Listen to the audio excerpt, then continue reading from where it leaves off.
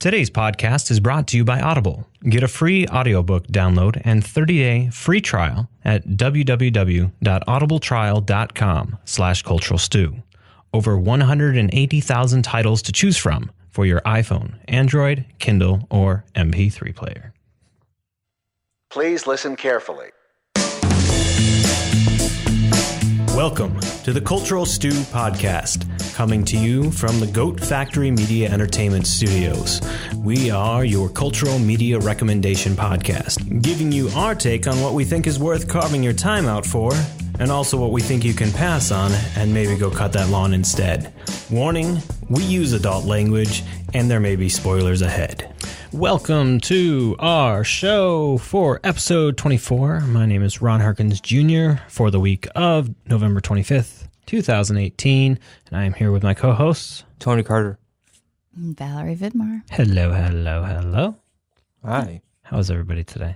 Better. Our resident sickie is no longer sick. It's good. I can have my voice back, so it's great to be back here and not sign everything if I had to. Because you guys can't see it, but they'll see it. But yeah, you know. It wouldn't work. It wouldn't work. Yeah.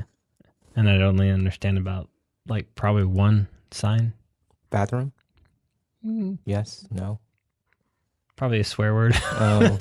Okay. So yeah, we're a week after, and we've got Thanksgiving now behind us, and guests galore, and Now we're tired. now we're all We had a slogging vacation. right now. Vacations make you tired. Vacations do. Mhm. Yeah, I said to my wife yesterday, I'm like, this 4-day vacation, I'm like, I was seriously confused. I thought yesterday was Monday, and I was ready to get up and go back into work.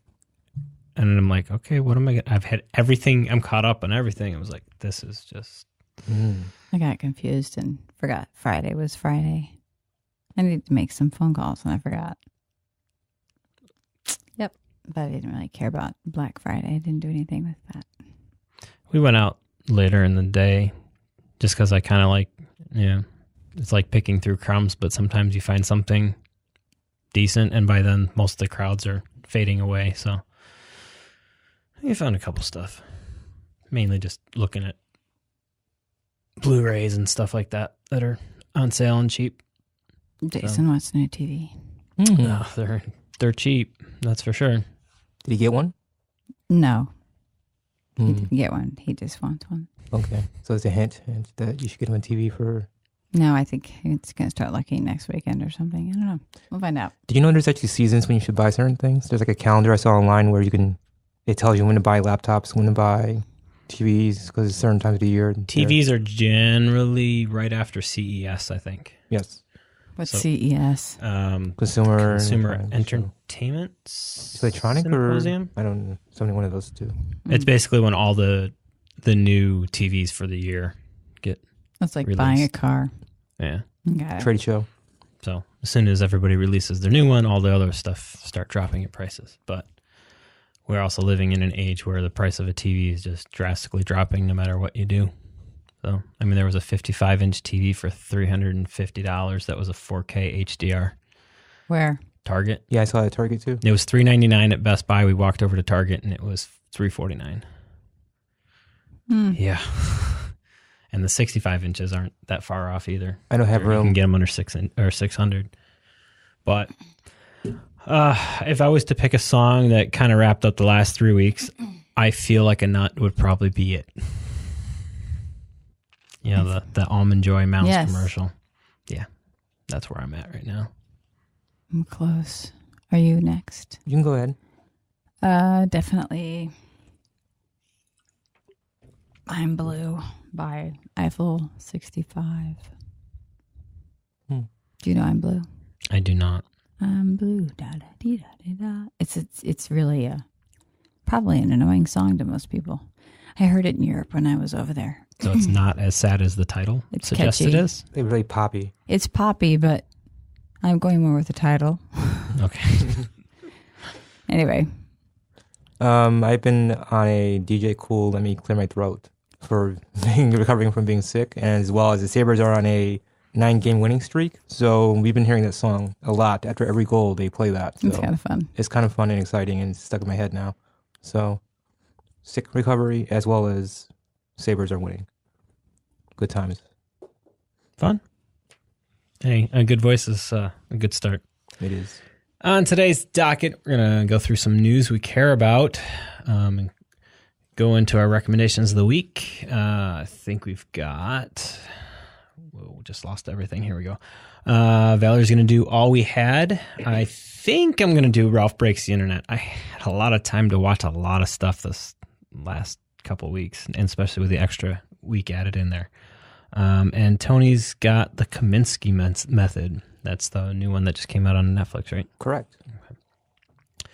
And then we're going to go into today's stew, which is... Color.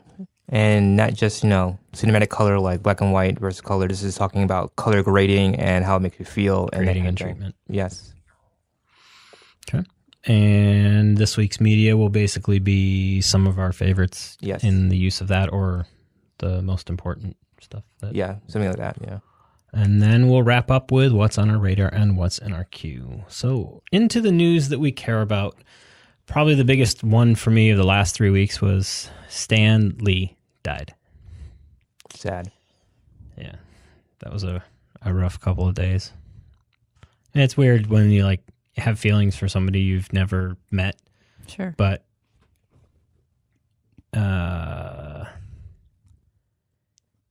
he's probably among the top 3 people that I've never met that have influenced a lot of my life, and so it was a weird feeling. I'm sorry. I think the other one would be, if we lost Steven Spielberg, he was a big impersonation on my film life, but there was some good remembrances. A lot on Facebook, a lot of clever ones on Facebook I saw. So yeah, I was the ones I was following more were a lot of the comic book artists that worked for him. I was following a lot of those. And then we had another death.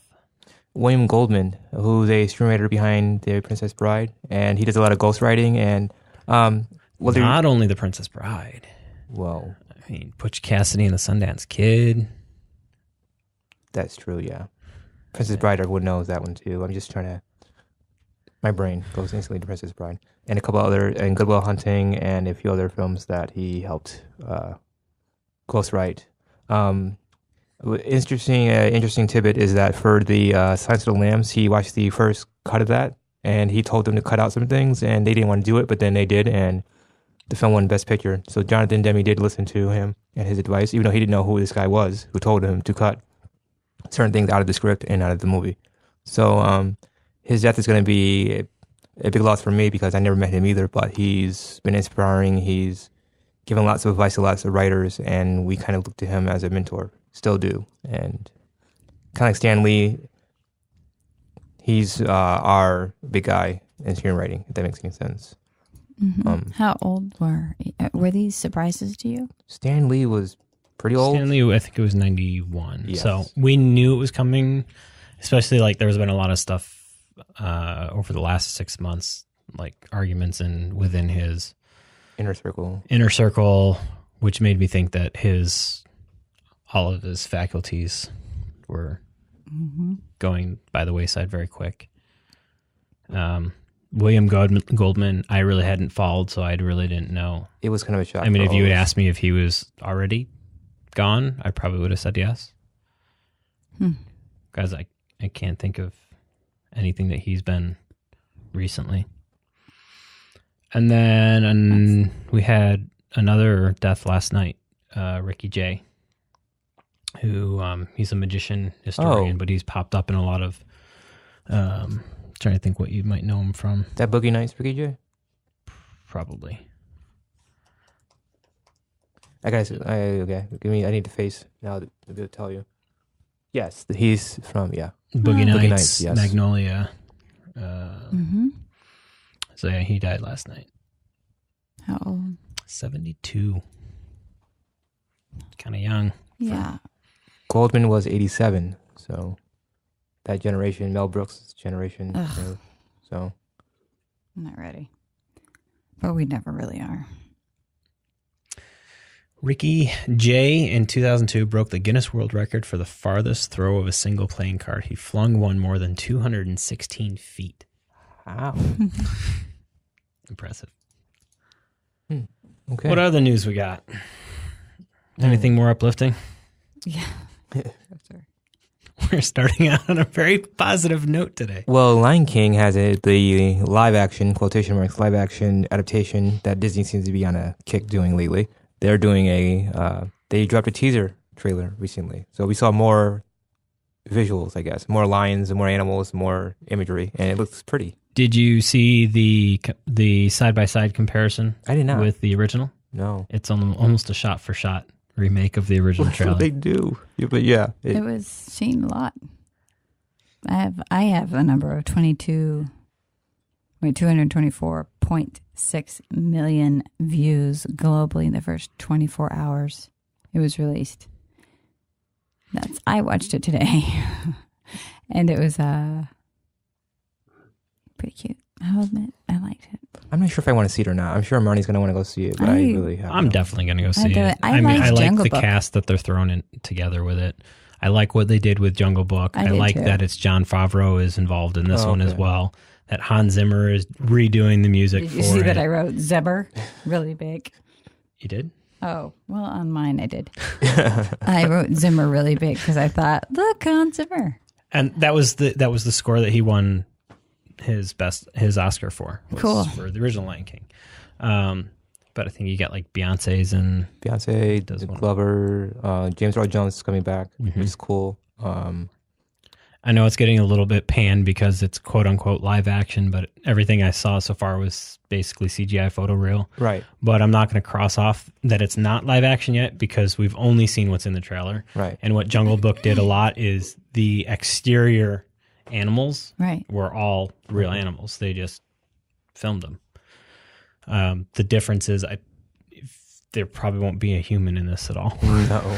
So, I mean, I don't see a bamboo picking up a lion cub and hoisting it above his head, but we'll see what happens. but all the characters that are animated are He did. face and motion captured. Didn't we see the bamboo pick up the He did. He Yeah. did. Yep. He picked him up. Who put the Oxford English Dictionary? I'm a wordsmith, so that's all me. I'm all about words, so... You're the only wordsmith. Well, I'm just saying, I'm all about words, so I put it down. Okay. She's talking about the fact that the Oxford English Dictionary, or the OED, as we call it in our circles, because we're named like that, has added over 100 new film words. And we have words like Nollywood, which means Nigerian cinema. We have Mumblecore, which is a subgenre of independent film that started probably in the early 2000s, late 90s. It's not really mumble. It's basically a lot of improvisation and acting and really keen on people and their awkwardness. Okay, so it's not the cousin to mumble rap. No. Okay. No. Safety Not Guaranteed, one of my favorite films of all time, is Mumblecore. It's a Apatow / Duplass brother kind of thing. Pretty interesting. A lot of indie writers try to emulate it, and they shouldn't. They should just write their own voice, but it's something that a lot of people say, this is real, and Francis Ha is a good example of that, too. A lot of Noah Baumbach films are classified under that. We also have Shaky Cam has been listed in the dictionary, too, so... That's weird because you would have thought that would have been one that was added a while ago. Yeah. Like back when Spielberg used it for Saving Private Ryan. Right. But no. But good news for wordsmiths. Good news that our terminology in film is becoming more mainstream, I guess. So that made me happy. A little tickle inside made me giggle. So. Somebody going to help me with this name? What do you got here? I put it on this basically because I thought that Andy Blankenbuehler. Zoe would be excited. Andy Blankenbuehler? Okay. Signed off to choreograph the film adaptation of Cats. But he did the recent revival of Andrew Lloyd's hit musical and was the known choreographer choreographer. Thank you for Hamilton. So he's won 3 Tonys for his work on Hamilton, Bandstand, and In the Heights. So I thought that for some people, at least the people in my house, would find that kind of interesting. Mm-hmm. It's interesting. Cats keeps finding a way to make it into the news every single week. They just cast Rebel Wilson. Ooh. As, who did they cast her as? Jenny Anydots. Ian McKellen's in it. Judi Dench is in it. Idris Elba is in it. Taylor Swift is in it. Jennifer Hudson's in it. I mean, well, wow. They just keep adding reasons to see it.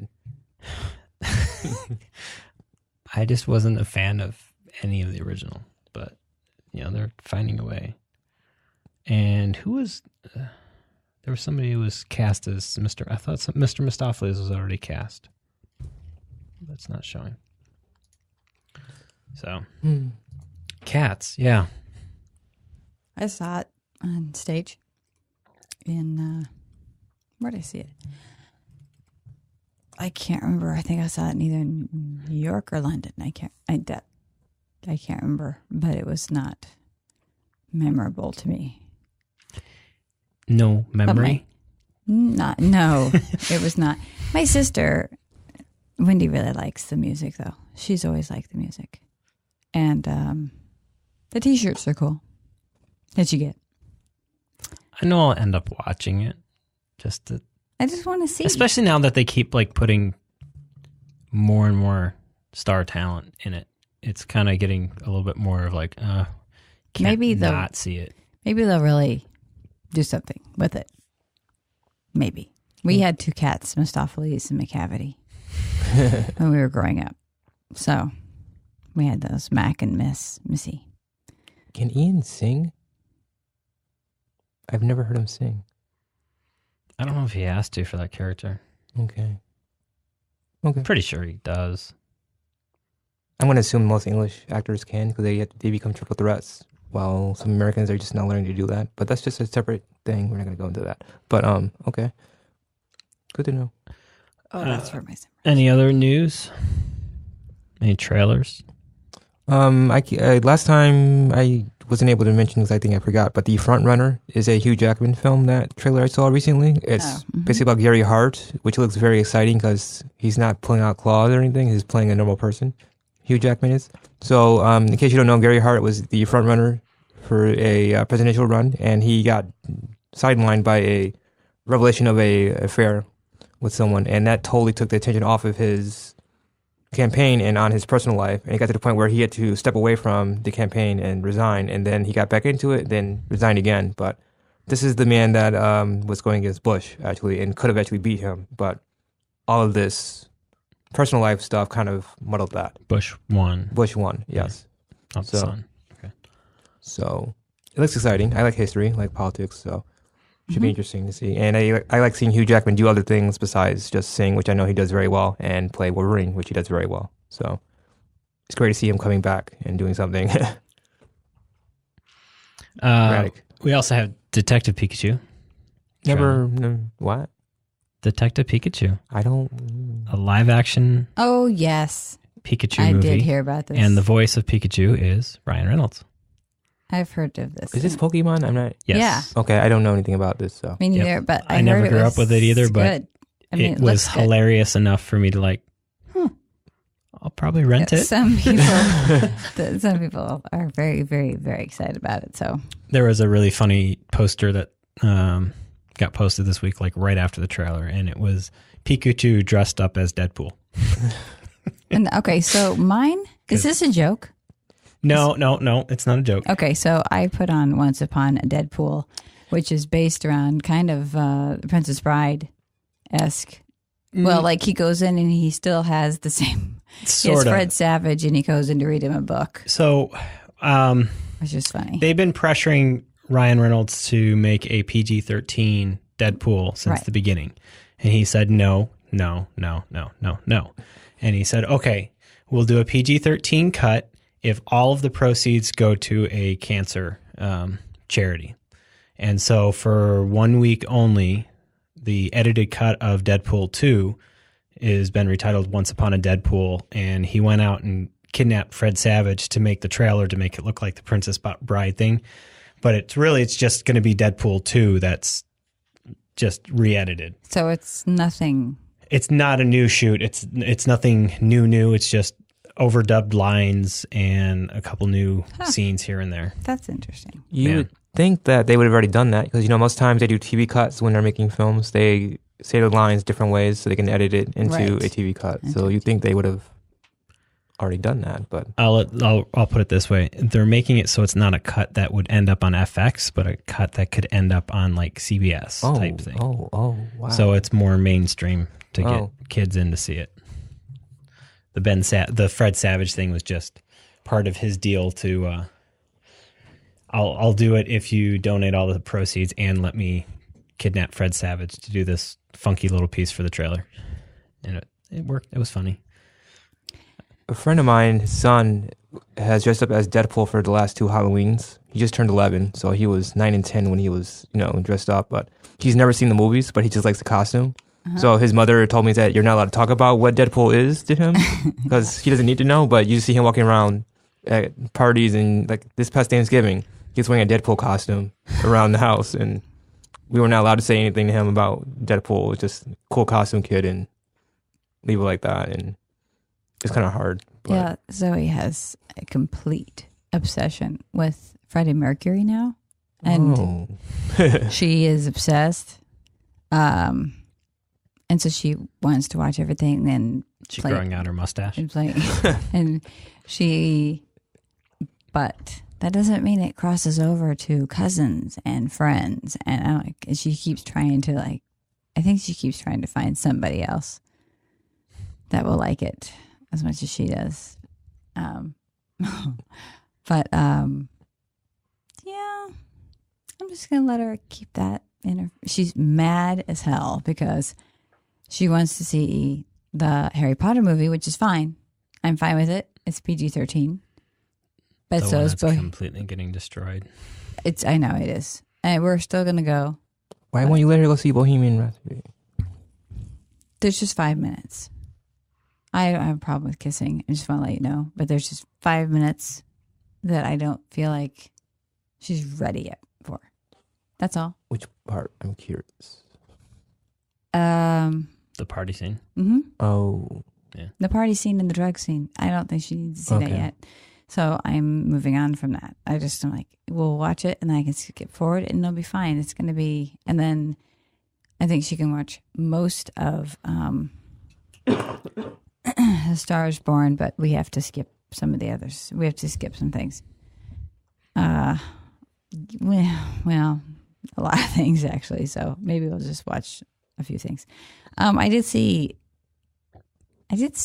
a The Intruder. Nicole trailer. Kidman? Yeah, the Intruder is actually with Dennis Quaid. Oh, yeah. Okay. And Megan Good and Michael Ealy. Is that right? And they get this house.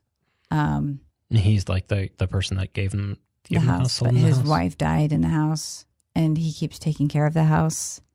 Like he keeps showing up and doing the yard, and he's having a hard time giving up the house, and he becomes a little wacky. I don't know. It was enough weirdo kind of creepy that I thought I might go see that one.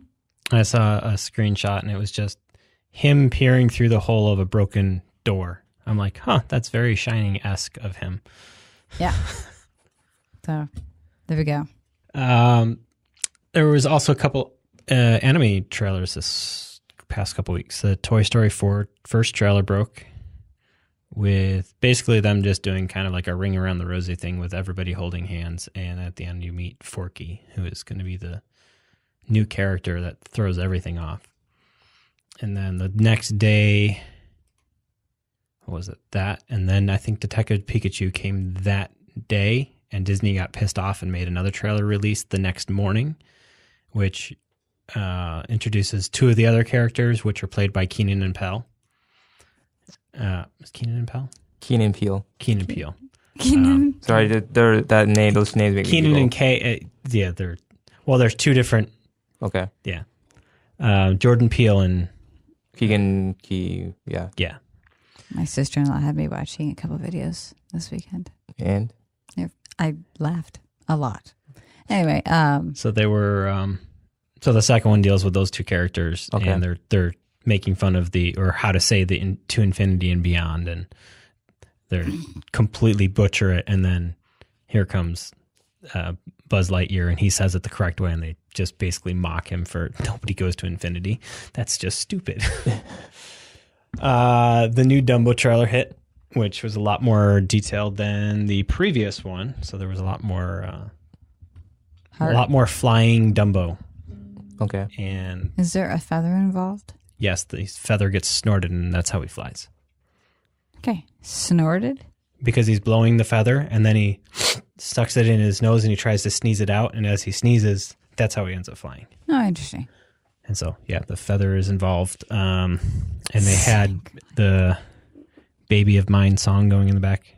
Oh, jeez, and that's gonna be a heart wrencher. Yeah, The first one was a heart wrencher. I mean, the animated one was just heart wrenching. So there's that, and then I didn't watch the trailer, but I saw it, and the girls comment on it, that Secret Life of Pets 2 trailers. Which is unfortunate. And this one is about the big cat this time. I'm sorry. I didn't like the first one. There are a lot of people that did. Zoe and I went and kept looking at each other like, really? This is boring. So we were bored. We didn't It had like its it. moments. It had a couple moments that I laughed at, but that's how most animated movies are now. There's just not enough to keep my attention. Mm-hmm. I know. It's really disappointing. I think there are. Well, there's. I don't know if it's me just getting older, and there are some that are really beautiful that they're older, though. I mean, Zoe or Kendra. I always get his name wrong, so I really apologize. But Kendra introduced me to GHIBL Ghibli. Ghibli. Oh, Yeah, Studio Ghibli, good stuff. even though Spirited Away is not my bag at all, like The Secret Life of Arietti and Marnie, and there's so many that are really beautiful. The House. Howl's Moving Castle is my favorite one. Thank you. So we have a lot of those movies, and I don't know, there's something about them that are beautiful, and they kind of suck me in. But I'm not really big on animation. a lot of it has to deal with culture. I mean, those are Japanese based culture, which tend to gear towards, they start as adult animation, whereas our animation over here generally started for kids. They also have characters that look like real. I mean, you know what I mean? Like real people instead of, I was just having this Characterized discussion about Disney movies and their obsession with girls with long hair and how that's pretty, and princesses that have long hair. And we have Tangled, that she cut her hair off at the end, and we have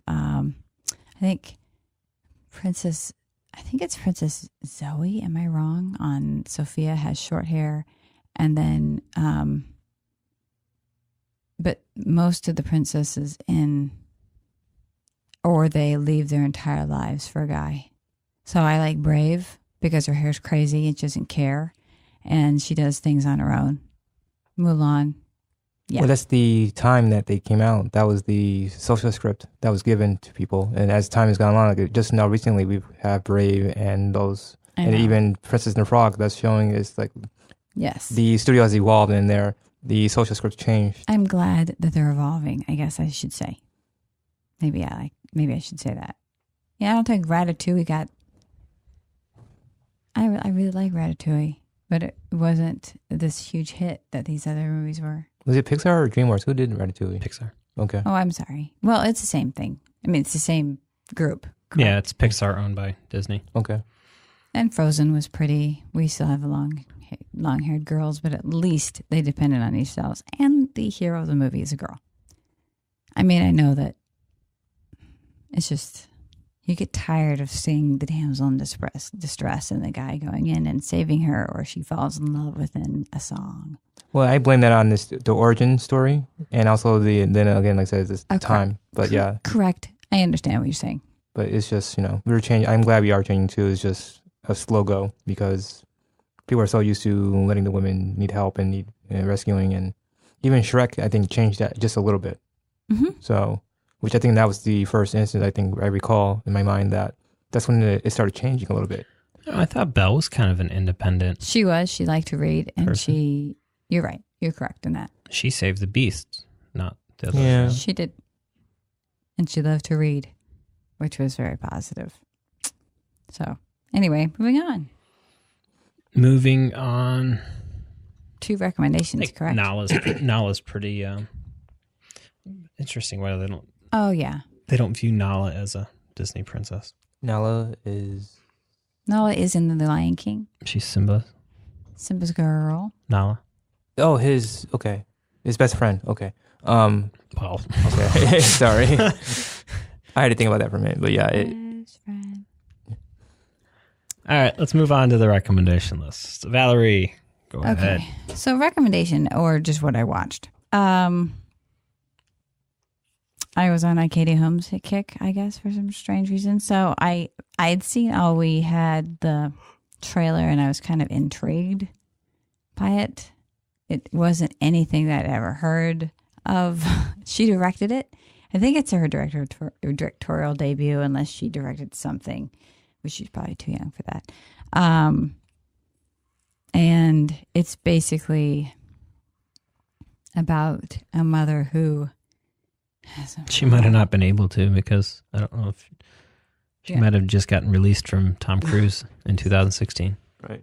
That's what I was thinking. Or 2015, so that would have given her a year of directing if it was released in 2016. Yeah, we had a discussion about that too this weekend.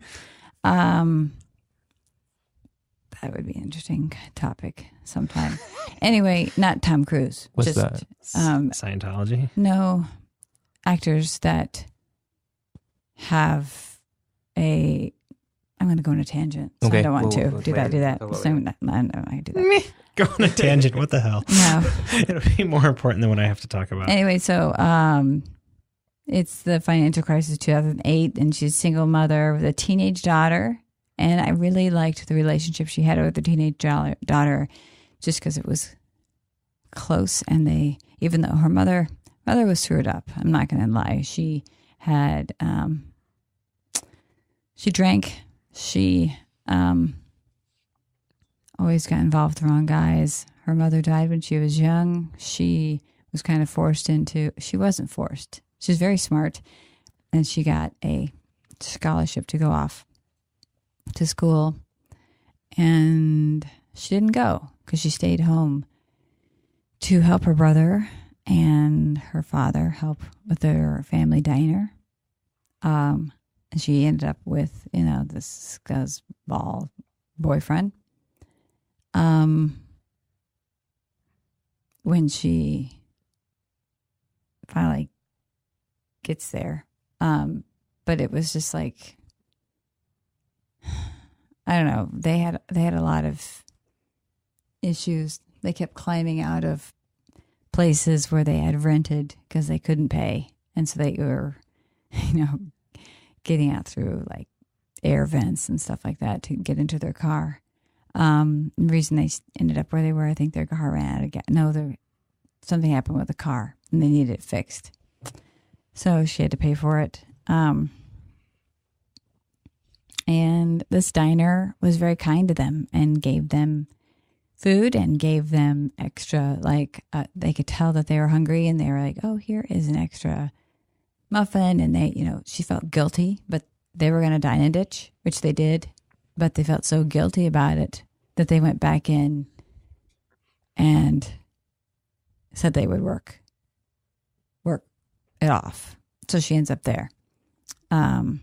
It's just kind of this relationship between a mother and daughter, and hard times, and a mother that's trying to get it together. And she meets someone where she's Luke Wilson is in it. She meets him. Nice guy. It's probably not your bag, I'm going to say. I don't know if anybody's bag in here. I don't know. I'm just saying It seems like a Hallmark movie right now. Right. It was definitely not a motion picture on screen. It wasn't a wide release. No. I don't even know if it did. I just know that I watched it. It kept my attention enough, probably because I like Katie. And I wanted to see what she did with this role. And there was something about... How'd you run across it? The daughter. As I looked up Katie Holmes, what movies she'd been doing. Because she did that excellent movie, Touched with Fire, and I thought she was fantastic in that. And I wanted to see what she was doing after Tom, and was able to allow herself to just kind of grow. Do you know what I mean? So since she wasn't able to do The Dark Knight, because his movie was coming out at the same time. So anyway, that's my conspiracy theory about that, was that she was not able to do it because his movie was coming out at the same time. Anyway, not picking on Tom, don't know him personally, but when you have to get a throwaway phone and rent an apartment that he doesn't know about to escape, there might be some little hints. Speaking of Tom, because he came up, this was news out of the last 3 weeks. He halted production on Top Gun 2 so he can go learn how to fly a fighter pilot. No doubt. I thought we already did this in Top Gun 1. Apparently not. I don't think he did. I don't think he started doing his own stunts until after Top Gun. Okay. No, he's one of those people where... I think the first stunt he ever did himself was the one in Mission Impossible 1 where he broke through the fish And thing. he's known The gum for... fish tank scene makes me laugh every time. He's known for that. He's known for his kindness, his goodness, his how nice he is. You know, because Kendra was talking about people that were mean on set and how sometimes that is their safety guard on set. And I was saying that it's possible that people use niceness, like how nice they are, look how nice I am, blah, blah, blah, so that people don't really dig deep and, you know what I mean? Realize that he's a monster behind the curtain. Yeah. Yeah. So, Some people think Magnolia Mackie is kind of his real personality, but that's just what I've been hearing from other people. Now. Really? Yeah, that he's that aggressive and that assertive, but Did he get dials it nominated for that? back. Don't know. I can find out. I thought he was good in that. I thought he was, I mean, he has had some good roles, I will admit, but and I think he's entertaining, and we go see his movies. I don't know why, but we do. He's entertaining. And I had the biggest crush on this man while he was married to Nicole Kidman. He was nominated, yes. And because he keeps coming up, the other piece of news, seeing that this is like, I forgot all the news of the last 3 weeks. He is not going to be in the future Jack Reacher. Fine. Because he's too short, according to the creator of Jack Reacher, the art. I never was a Jack Reacher fan. Is it Lee Childs? I think is the author. Anyways, he's too small and diminutive for the character for Reacher, but Reacher is going to be made into a series that's either going to be coming out on Amazon or Netflix. So there's that. Yes, Lee Child. I was not a huge fan of Jack Reacher. Did you guys like Jack Reacher? I thought the movies sucked. Just going out there. Anyway, so I just want to say that this movie, if you're a fan of Katie, watch it. If not, don't. I think you can skip it. And if you really want to see something that she's in that's really good, just go see Dawson's Creek. Go. Touched with Fire. That's a good movie too. Justin Kirk's in that. Not Justin Kirk. Is it Justin Kirk? Touched with Fire. No, really Lee. Sorry, go We ahead. talked about this movie beforehand. Yes. I keep getting him and Justin Kirk confused. Give me a second. Kirk Cameron? No, he was that's the in. other No. He was in Take This Waltz. He's Canadian We and he's talked a about really good this actor. movie during our mental illness one. Yes. So, Touch with Fire, I would go see this one. You know, if you're a Katie fan, it's not horrible to Luke watch. Kirby. But, you know, you're not missing too much. She adapted it from a book that she obviously loved. I think we should just read the book. There we go. So go read the book. Skip it. Skip it. Go watch a different Katie Holmes movie. Touch with Fire. Go see, what is that, season 3 when she tries to Or get Batman with Pacey. Begins. Or Go. She and Pacey. Or, the one that I really liked her in was one of my favorite movies, which is called The Ice Storm. The Ice Storm. Have you seen it? Who else is in it? A lot of people. I'm not kidding. Joshua Lucas. Am I saying that's right? No, not Joshua. Yeah, Joshua Lucas is in it, and the one Batman, the earliest Batman, the second. Who is he called? What? Toby Maguire's in it. Wait, Spider-Man? Spider-Man. That's what I meant. Yes. Sorry, guys. Toby Maguire is in it, and Sigourney Weaver is in it, and I mean, it is a cat. It is chock full of people, and if you want to see a good indie flick and you want to feel a little, it's not uplifting, but it's really interesting to watch. And I watch it probably every other year. I own it, of course. But yeah, I would definitely encourage people to see that movie. But not this movie. No. Okay. Not this movie. Okay, so moving on. All right, so moving on. As I said, I had a ton of stuff to choose from over the last 3 weeks, which I'll talk about later. But the one that floated to the top was the one we saw yesterday, so I'm just going to throw that one out there. And it's topical. It's Ralph Breaks the Internet, basically Wreck-It Ralph 2, where Sarah Silverman and John C. Reilly reprised their roles in a follow-up to the original Wreck-It Ralph 6 years later. Is the original good? Original's okay. Okay. We talked about I honestly don't remember too much about the first one. And when they threw out a line, it's like, oh, we've been together for 6 years. I just like, has it really been 6 years? And then as we were on the way home, the girls were like, yeah, it's been 6 years since the other film. And I was like, wow, it's crazy how fat, that's half of one of my child's life right there.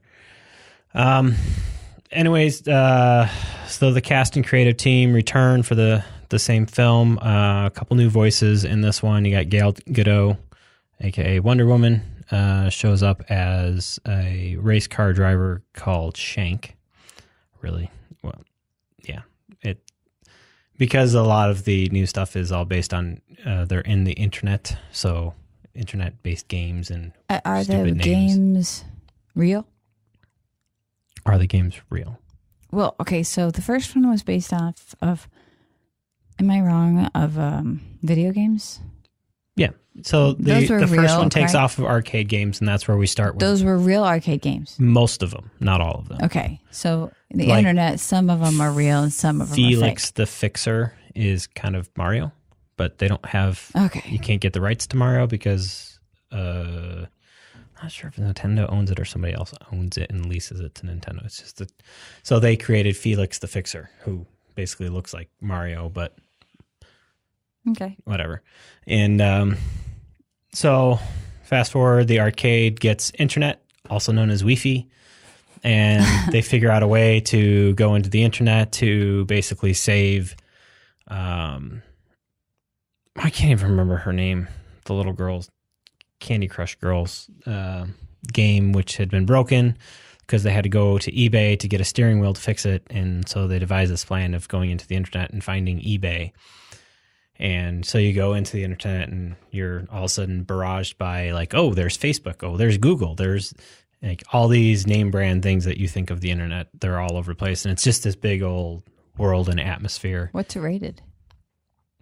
I think G. Really? I wouldn't be surprised if it wasn't. And the first one is G2 as well?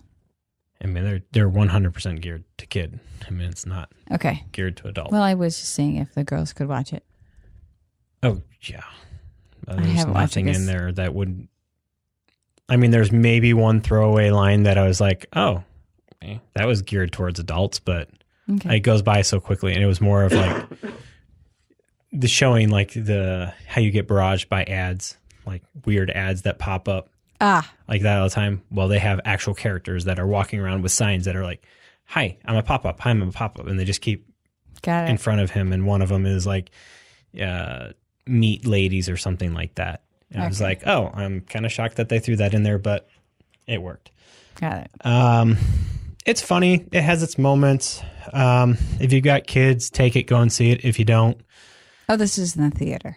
Yes. Just opened up this week. Okay. It's got enough hilarity in it to be worthy of going seeing it, especially in comparison to what else has come into the theaters lately. There's not a whole lot that's been good. So, question. This is random, and I apologize for just throwing this in. But can you call a theater directly? This might be interesting for other people, though. Can you call Cinemark Tinseltown directly and ask how long a movie is going to be in the IMAX studio as 2D? Or they know? Or are they just going to go on how many they probably people are know, buying but tickets? I don't know if they would tell you. Why? And do they sell tickets for movies that have not even been, or doing a, so we're going to do something where we would want to buy tickets beforehand, but the tickets aren't even available yet. And we want to make sure that we get those tickets. Pre-sale? Yes, but they don't have that date yet. So if you're going in and you're saying, "Hi, we kind of are having a little party. Can we do that?" Does anybody know? I don't think that. I mean, Fandango is what I use most of the time for mine, and I wanted to get Velocity tickets, and I couldn't get them until the movie was actually released, and then I had to wait until the next week to get. Well, Cinemark. I mean, there are some Cinemark, things that do pre-sale, but not all. If you go to pre-sale. Fandango, the Cinemark will give you more choices for them than Fandango will. If you go to Cinemark, but we're Cinemark Tinseltown people because I don't know, I like going out there because it feels like an event. But I just wondered if we could find out how long a movie was going to be in IMAX. What movie are you thinking about in particular? Mary Poppins. Probably a while. Mary Poppins. I don't think it would be there for a while. I mean, most stuff you usually have a 2-week run if they're lucky. Well, what's it? Ryan Gosling, Harrison Ford. Blade Runner. Blade Runner was there for... But it also opened up at a time when there wasn't a lot of other movies that would have kicked it out. Okay. Oh, rental, right. Unfortunately, what's happening right now is there's a bunch of stuff one right after another. Like Bohemian Rhapsody was an IMAX that got kicked out by Fantastic Beasts. Fantastic Beasts is going to get kicked out by Aquaman. Would be the next one that's coming in. When is that coming out? Aquaman is the 12th, I think. But there might even be something else. You think it'll still be there next weekend? Which one? Fantastic Beasts? In 2D? I don't know what else. I don't have a list in front of me of what else is coming out. I need to go out and talk to him because we can't. Generally, you can judge by looking at like what are the releases for the next couple weeks. Is there something big that's coming out? Like I know Aquaman is the 21st. I think everything comes out on the 21st. There's like 5 movies open on the 21st. But yeah, it's like looking at and seeing what the 21st of December. Okay, so it might be safe. But we also have Bumblebee opens up at the same time. So anyway, just sorry. That's going to be an interesting one. Who's going to put Bumblebee? Aquaman or Bumblebee? It's Transformers. Oh, right, Bumblebee. Okay, sorry. Go ahead. I'm sorry. I didn't mean to interrupt. So yeah, if you got kids and you like the first Wreck-It Ralph, go and see it. If you haven't seen the first Wreck-It Ralph, I don't know how much enjoyment you're going to get out of the second one, other than it mocking a lot of the internet and our reliance on the internet and the stupidity of it. Okay, Tony. All right, so I was on Netflix a lot, being sick and all, and watching the kids and watching them get sick and that kind of thing. And I heard about Chuck Lorre had a new show coming out on Netflix, and that are great. Michael Douglas was going to be producing with him, and that wound up being the Kominsky Method. I was interested in this as well. So, in case you guys are wondering, I have a thing where I like to watch older people on screen. I started with the Golden Girls. It's been going ever since. I don't know. It's not like laugh out loud funny for me. It's more like a little tickle that I get in my, it makes me laugh. That's amusing. So, yeah. So, in case you're wondering, the Kominsky Method came out on November 16th. It's a comedy. It's on Netflix. It's 8 episodes long. It's about 24 to 28 minutes long. So, your typical TV sitcom is about 30 minutes. But you take out the commercials, it winds up being about 22, 24, 26 minutes. What's it on? It's on Netflix? It's on Netflix, Okay, yeah. cool. 8 episodes. It goes by very quickly. We have the great all these people. Michael Douglas. We have Alan Arkin, who was in Little Miss Sunshine, as always the grandfather, the Spitfire. We have Sarah Baker, who I've been following for a while since seeing her on Louis, which she's kind of blown me away with her acting skills and what she can do, and her just unabandoned, just goes out and just throws everything out there. Mm-hmm. I think Alexander Payne uses someone similar to her, but I thought they were the same person for a while, but they're not. But Sarah Parker's, in my book, is a little bit more engaging for me. We have Nancy Travis as well, but it's a well-rounded cast. And basically, we're talking about 2 older gentlemen who are in their, their later years. Sandy is the character that Michael Douglas plays. He's the acting coach, thus the, Kominsky Method, and Sarah plays his daughter. Alan Arkin plays his best friend and also his talent agent manager, who has this conglomerate-sized big building in LA downtown where he's a talent manager. And he actually owns the building, so he's fairly well off. And basically, Norman, Alan Arkin's character's name is Norman. Norman's wife dies of cancer in the first episode. And the thing I like about this series is used to Golden Girls. I'm used to amusing and funny, witty, sharpness, and then you get the gut punch. So in every episode, there's the uplifting and you feeling excited and funny, and then they hit you with the reality of the situation. So Sandy and Norma are going through their later years in their life, dealing with death, dating again, erectile dysfunction, talking about that kind of thing, things that you think that older people don't think about, but they think about all the time, and their lives and longevity. Cool. And IRS audits and things like that. I find it very, very entertaining. I like the 24 minutes. Yeah. Because that's about all I have in me. Yeah. I mean, you keep watching it, and I like that it's on the internet, and you can, how does Ryan call that? It's not ingestment. What do? You binge. So you can easily, I watched this all in one day. So I would probably watch it in 8 days. Yeah. So it works. I mean, after the first episode is wow. And I also like shows about acting and about how actors think and why they think the way they do. And Sandy, that's cool. There's a lot of acting class moments too, where he's teaching and engaging. Little tidbit. Kendra would like this one. She would actually, like submissions only. Haley Joel Osment's sister is in this. If you look for her, she's in it. Featured a lot in this as well. I didn't know he had a sister, but his younger sister, baby sister, is. Yeah, her face looks identical to. Yeah, I was like, is that? Yeah, and I found out it is. Just a lot of good acting, a lot of political charged moments in it, but it stays light for the most part. Yeah, I would say watch this because if you like Michael Douglas, Alan Arkin, Sarah, or just older people being themselves. And again, I like that it's on Netflix. There's no censor, so there's F-bombs and they're just dropping words left and right, and there's just no abandon. They don't care. They're just expressing themselves, and that's what I want to see. Yeah, there's a lot of father-daughter moments in it that are touching.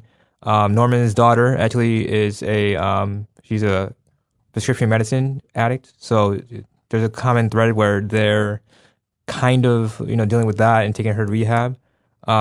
Well, spoiler alert for you. The funeral for Norman's wife is just totally utter, ridiculous, but in a good way. They have Jay Leno who pops up and does the eulogy. We have Patti LaBelle. We have Barbara Streisand, lookalike on there. Just his wife had so many demands for her funeral, and they did the best to fulfill her wishes. So it's tickling, has a good heart to it, and I think that everyone should watch it. And if you can get past the first episode, I say watch the second one. If you can't get past that one, then you're done. But I like it, and it keeps moving, and it kept me engaged throughout. Fun. And Valerie just erased. What did she erase? No, I didn't. Hmm? You erased your all I had. I did.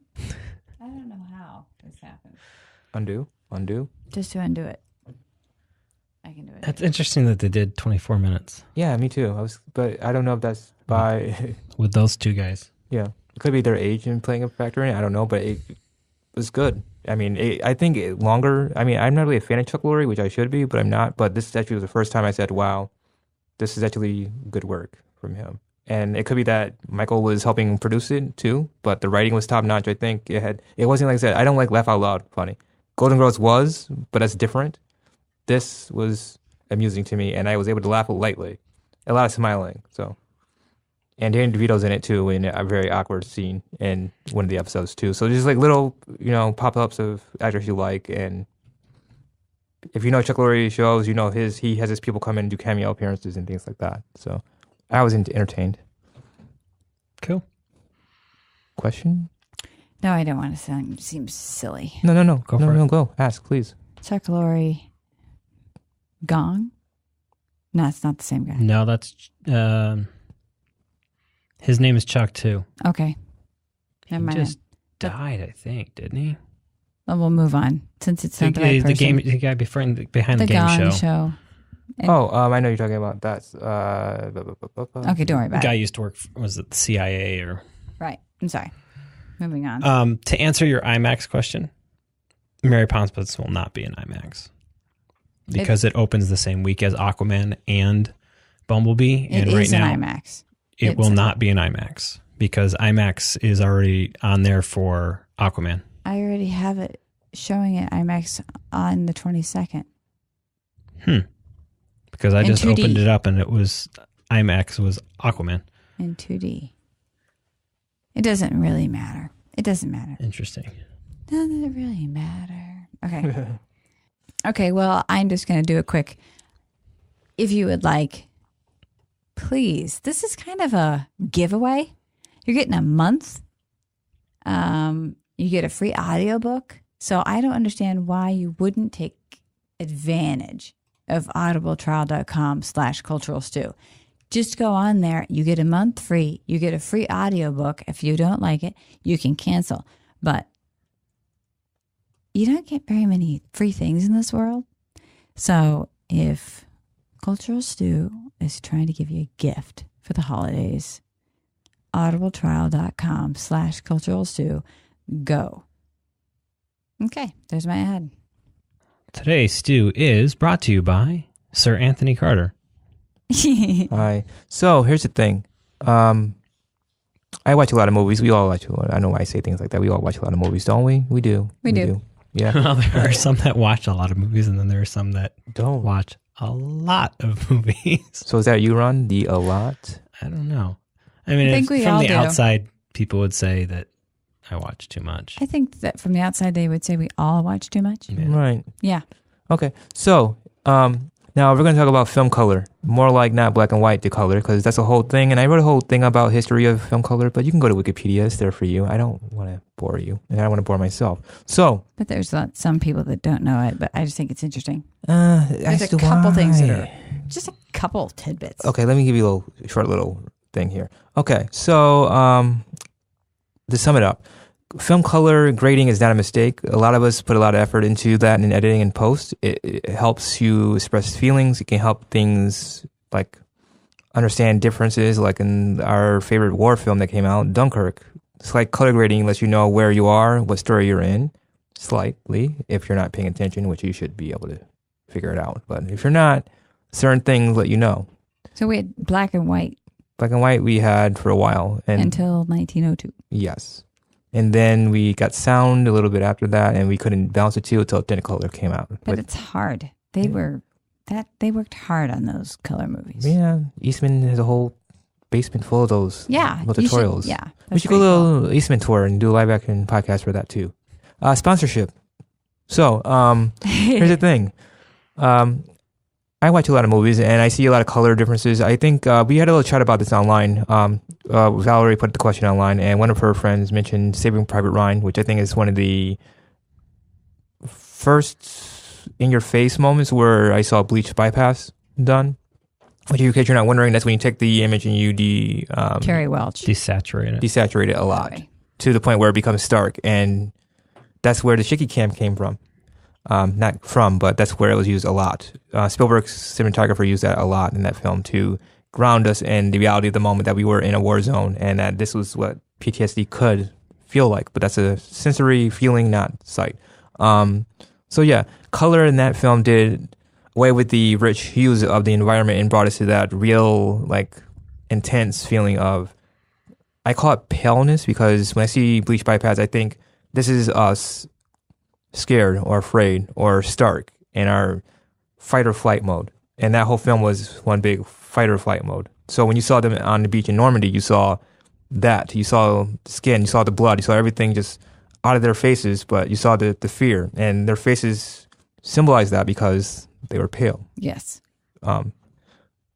We have other films like that. We have Moulin Rouge, which is a lot of reds, which I'm going to go backwards a little bit. Dick Tracy, Warren Beatty's film, used a lot of red and yellows and greens and primary colors, so to speak, because it was comic book like, yes, but they wanted us to feel that sense. A lot of that was in the costuming, though. Yeah, that too. Came from the comic book. So that's popping out at you too. Moonlight recently used a lot of dark blues and blacks. And Valerie, did you get a chance to see that yet?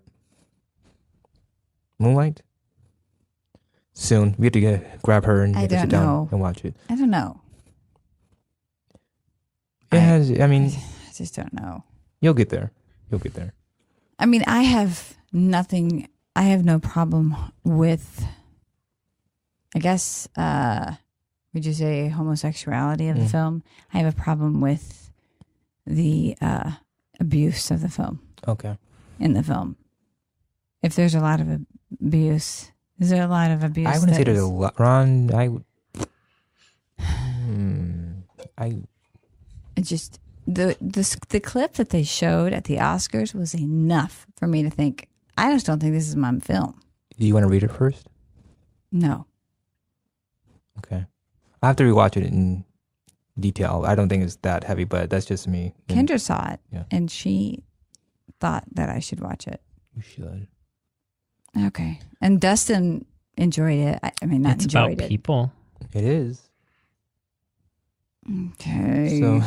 So we have her on... And relationships. Okay. Okay. I mean, it can't be any worse than 13. No.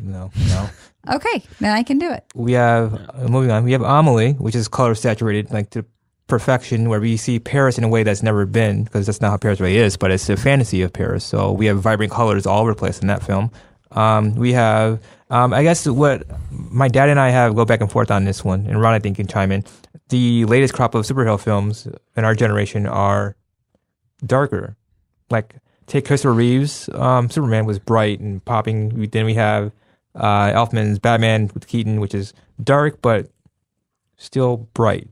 Well, it's interesting when you come from grading because, I mean, grading came about because it was another way for directors and editors to induce a subliminal message.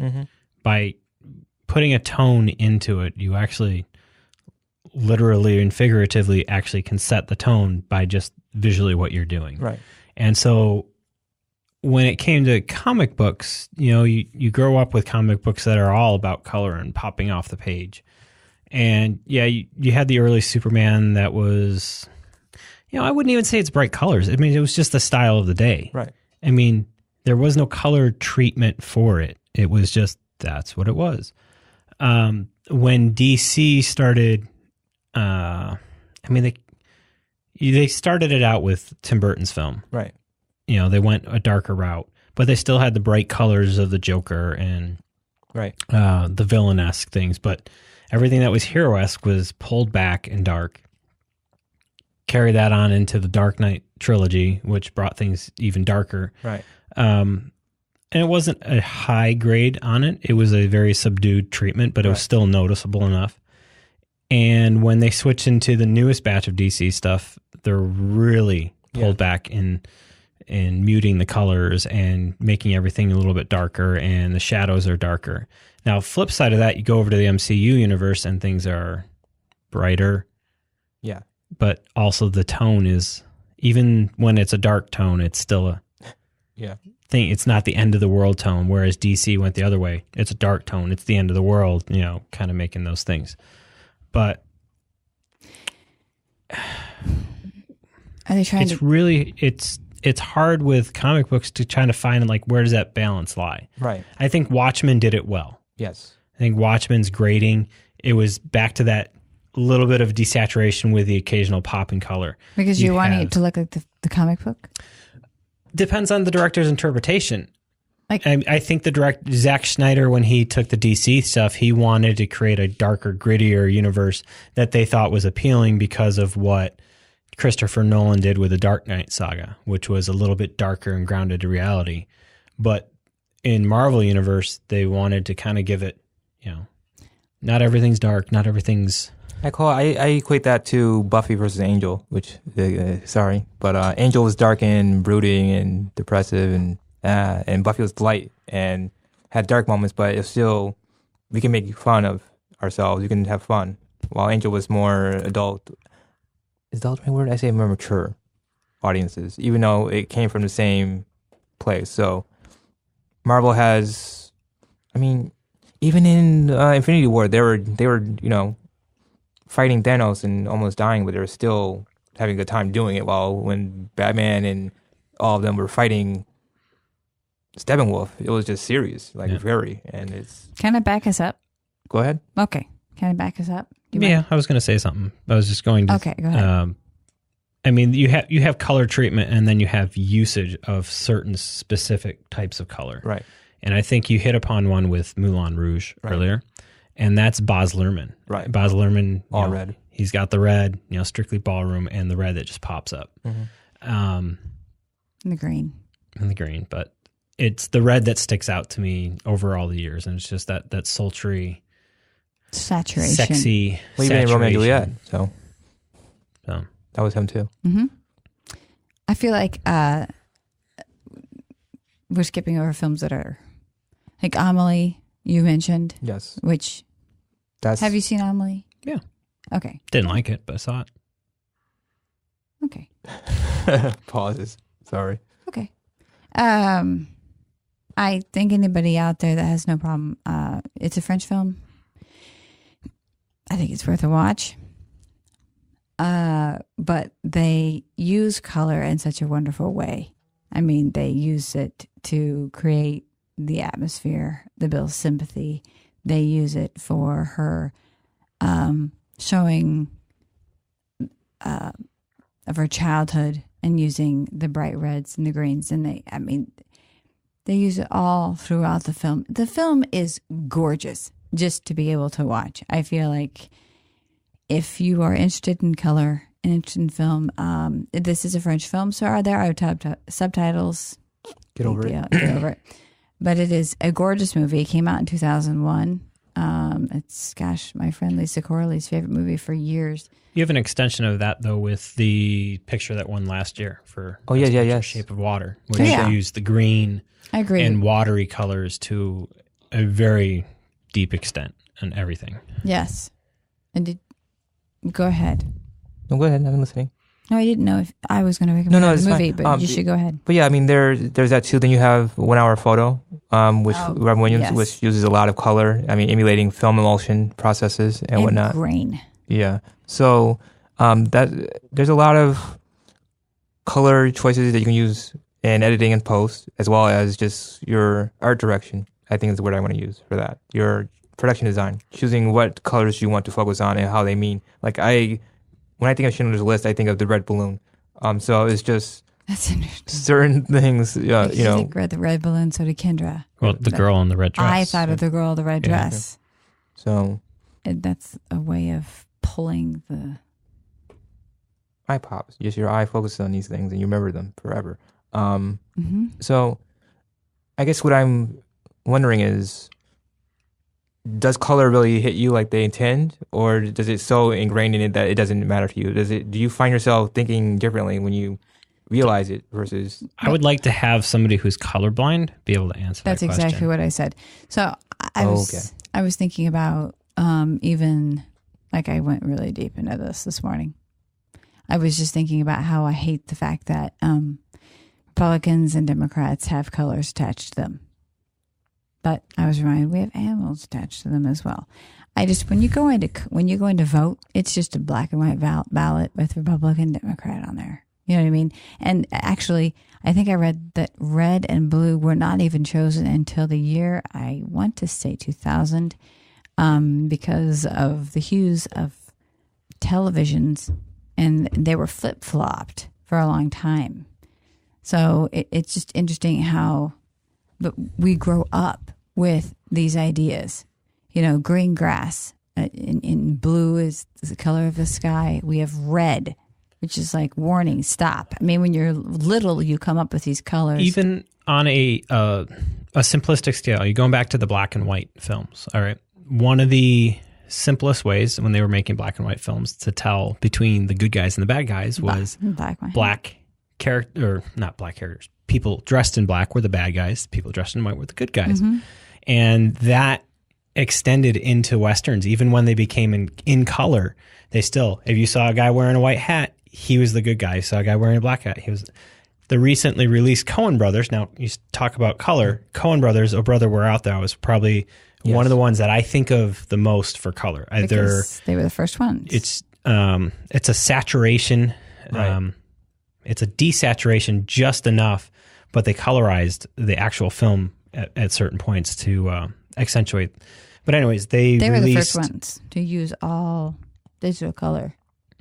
Yeah, and I think it's a phenomenal movie. I love their look of that movie. But in their latest release, Netflix, The Ballad of Buster Scruggs, they actually have a commentary about that because the main character is wearing all white.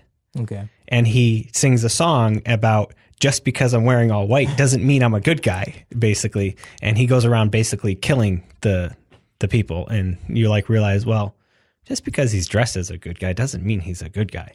Flip script. And so there's so many different types of film and how they try to manipulate you or not manipulate you or try to get you to feel certain things or try to tell the story, which I think is kind of cool. Like when I think about a movie that really had so much color in it, was What Dreams May Come was saturated with color. There's a big one on here. I don't know who put it on there. Wizard of Oz. I did, yes. And the excellent use of taking that from a black and white film, and then as soon as she goes into Oz, it becomes a color film. Right. Using it in a way that's effective. Well, that's the thing is Trisha and I are going to talk about this when her moment of influence pops up when she is available. So Trisha, you're hearing this. I need you to come in and record. She likes Pleasantville, which is Tobey Maguire and that's limited palette. Who's in that? Jeff Daniels, Kirsten Dunst. Yes, that's the same. Yeah, limited palette. The black and white with a little bit of color. With Schindler's List and Sin City. So is it yellow and red? I think she's black, white, yellow, and red. Yeah, she's gonna kill me. But yeah, the thing is that shooting in black and white is not easy because you have to think about what you're doing and how it's gonna look. And I've actually tried to watch Moulin Rouge in black and white on my TV, which that's interesting. Kind of awkward, but it worked.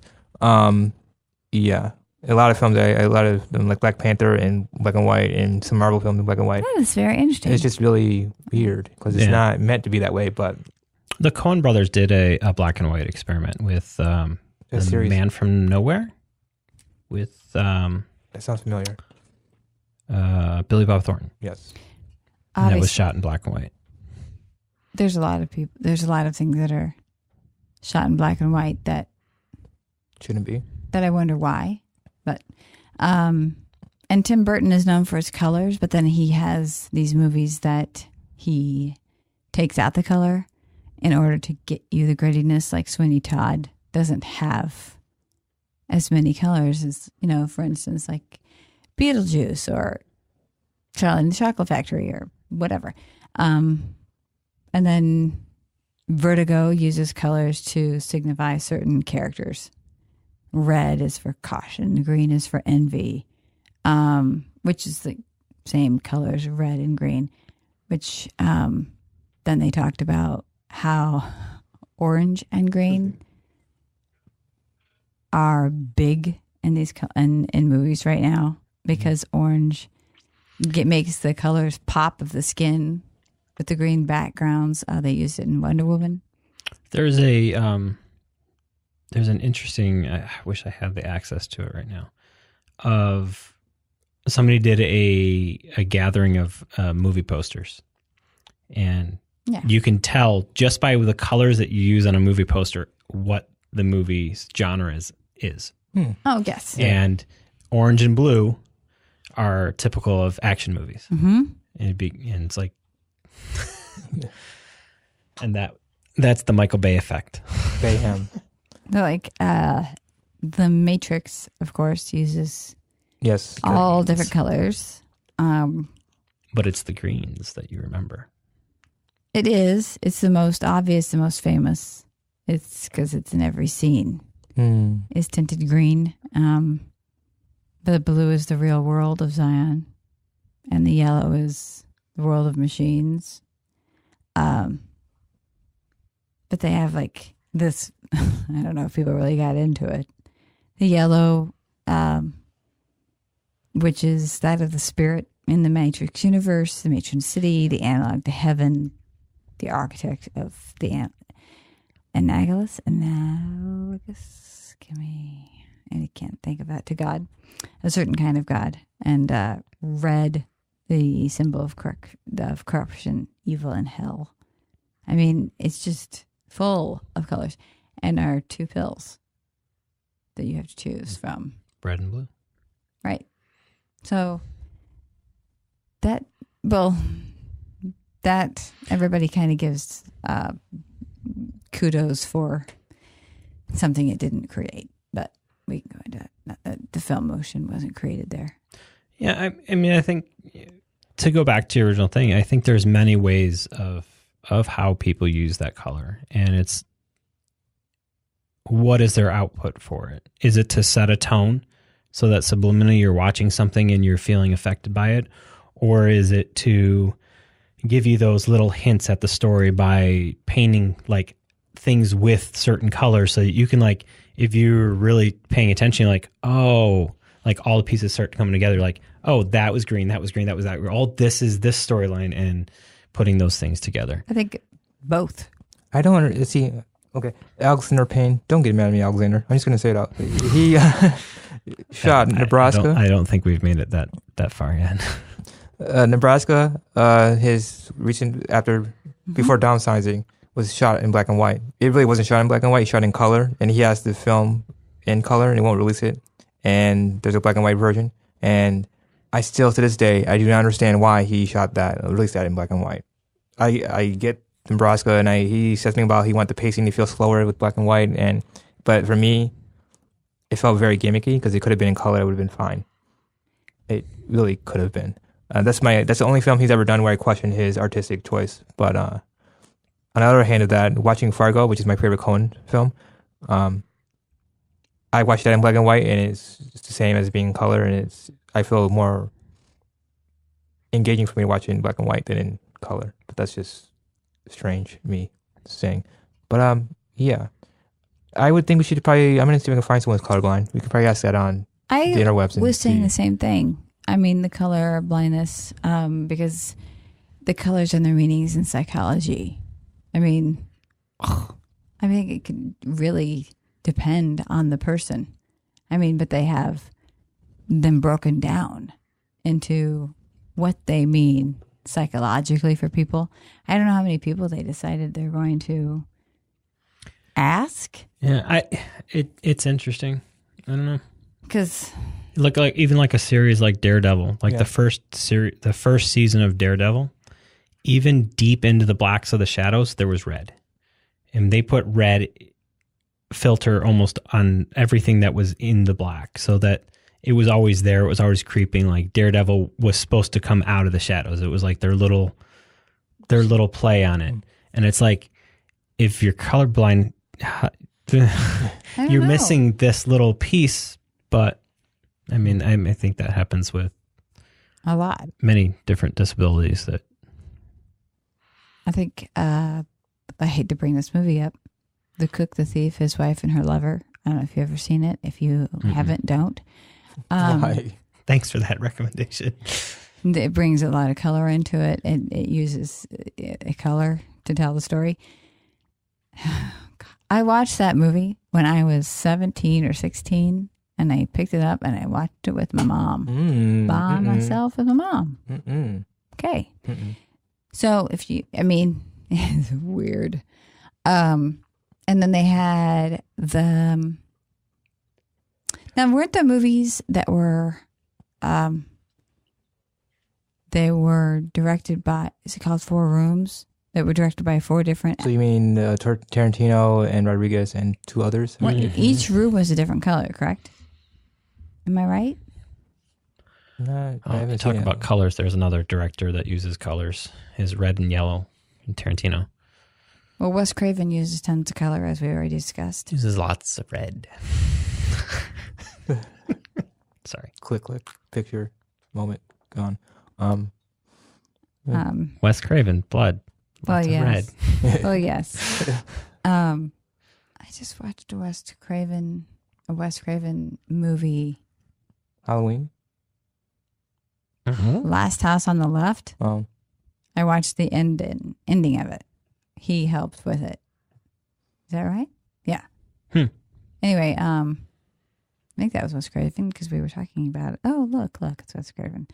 But does it affect me? Yeah, it does. It affects how I feel about the movie. It affects because, yes, when you see the little girl in red and she's in the pile, it has a huge effect on you. You know what I mean? It singles out. You don't realize that you get so used to watching so many people walk by, and for them to single out somebody in red, I'm talking about Schindler's List, I apologize, for them to single somebody out so that you kind of understand that these are individuals, even if it's a little girl. It could have been anybody, it wouldn't have bothered me. I think that causes an effect. I mean, I don't know. I feel like Moulin Rouge, the brightness of it is what I think of. It's just so bright. And the absinthe, which I've had some, by the way. It's acquired taste. It's green, which I was expecting, but it wasn't. But I feel like definitely, I watched movies a lot. I mean, I watched a lot of TV shows in black and white. I watched Lassie in black and white. I watched my Happy Days did I watch Happy Days in black and white? I Dream of Jeannie was in black and white originally. Yeah, and I watched My Three Sons in black and white. And I watched a lot of things in black and white, and they still affected me. And I still love watching movies in black and white. Zoe loves black and white movies. There's this interesting thing that happened with the older black and white stuff, and it happened a lot with like photographs and early war footage. And I think that's where Spielberg was going with that, is we have a very disassociative feeling, because when we see something in black and white, it's like, oh, it's old. And if that's the way it was filmed, our minds get into like, oh, everything is in black and white. That's the way it was. And when you throw that little bit of color in, it's like, oh, wait, that gives a little bit of a more realness. And I'm just going to close off our discussion here so we can move on. There's a series coming up on, I don't know if that's being released on Netflix, but Peter Jackson took a whole bunch of World War I footage. And I think it's called The Way We Were. And he went through and they took all this old black and white footage from World War I and actually colorized it. And you're watching the black and white, and then all of a sudden the black and white converts into a fully colored. And it's just watching the stuff I saw from the trailer was just like, whoa. Because you all of a sudden you lose that disassociative of like, oh, this is just war footage, and you don't become connected to it. And then there's something about all of a sudden there's color and there's flesh tone, and you're like, oh, it's a different, completely different feeling. But we'll put a link to that one in there. I think that's an important one to discuss about color. And I think that's kind of what Spielberg was touching a little bit on, just by adding just a little drop of color. It just all of a sudden brings us into it in a way that we weren't expecting. Gone with the Wind does a really good job with that as well, which was the same year. They shall not grow old. The same year. I think it's funny because it's Scarlett. Her name was Scarlett. Yeah. And then they have Bonnie Butler as their daughter. And then just the coloring of that movie and it's beautiful too. I watched that a lot when I was growing up. But I feel like it definitely affects people in different ways. And they show certain films in different colors to show you how manipulative it is.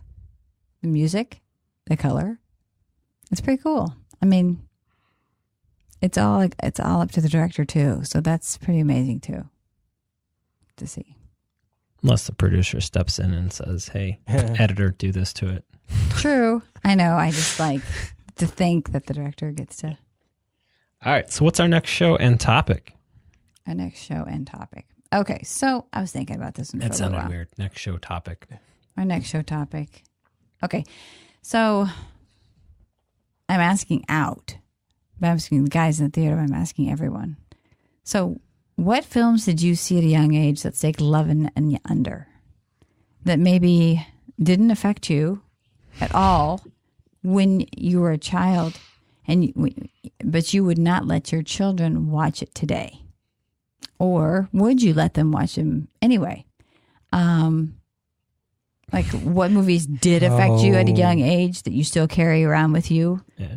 Not making a judgment. I wanted to write this. I think I discussed a couple of those a couple weeks ago, where I was like watching one of them with my kids, and like, I remember watching this when I was a kid, and it didn't affect me. Then I'm watching it as an adult with my kid, and I'm like, wow. Like, not making a judgment with parental or generational judgment. Like, we don't want to judge our parents or judge grandparents or judge any type of our families who happen to introduce these things to us, unless we want to. But I had the media as things that I watched at probably too young of age. I love them. Gremlins is PG. Stand By Me, I'm not sure. The Breakfast Club. And then I told you guys you could free to add to those if you wanted to. But there's no way I could watch, like, PG, that's great. But Zoe would not be able to watch Gremlins and Stand By Me. No way. Trouble in Little China. I think there's a boatload of ones that I could list on there that are PG, but we're probably borderline PG-13/R and R just for what's in them. But I'm kind of interested in people's own experiences and what you saw as a kid and what you may have loved as a kid or were mesmerized as a kid that you didn't quite understand. Like, I'll throw a one out there that, you know, I went to go see The Color Purple when I was 9 years old, and I was mesmerized by it. But I didn't understand what was going on until I saw it later, and I went, holy shit. Well, I think that's what hit me is when I watched these with the girls, it's like, I don't remember that as a kid. No. But now as you're an adult, you're like, whoa. Because we just skip over it. If we don't understand it, we skip over it, I think. But I think it happens in Disney movies and Pixar movies too. They throw all the adult jokes in there where we get them as adults. Mm-hmm. But as a kid, you don't even think twice about it. It's like... Jokes are different than... Yeah. But I mean, it's on the same level of... There's...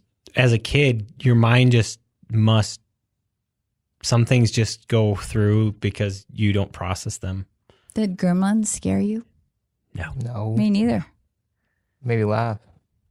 Unless I had to milk that. Gremlins laughed. is among one of my favorite Christmas movies. I laughed as well, but I felt like Zoe watching Gremlins. Oh my gosh, she'd be in our bed for weeks.